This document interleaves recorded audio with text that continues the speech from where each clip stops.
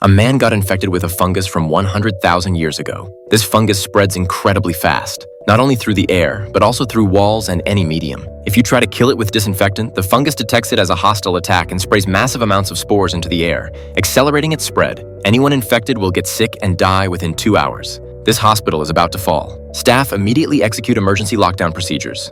Unfortunately, the Scorpion team is also trapped here. It turns out Walter's sister is critically ill and everyone came to visit. Little did they know they'd run right into this super fungus from 100,000 years ago. Luke happens to have studied fungi. He suspects the host is the first man who got sick, so he warns everyone not to directly touch the infected or the moldy spots on the walls. Then he pulls out the man's wallet. Inside is a parking receipt from a national forest. Luke gets a bad feeling. He grabs a cup and uses a knife to scrape soil from the bottom of the man's shoe. He gives it a gentle shake. Sure enough, there's a gold sediment. He must have recently gone to the national forest to illegally prospect for minerals and dug up something he shouldn't have, which caused him to get infected by the super fungus and become the host. To calculate the fungus's spread rate, Luke draws several red lines on the wall. At its current size, the human body can be completely immune to the spores it releases. But once it spreads across a large area, the entire hospital will become a massive tomb. Meanwhile, Walter accesses the broadcast system, telling everyone not to spray disinfectant. The experts claim they have everything under control. Before they can even finish speaking, the fungus immediately releases massive amounts of spores.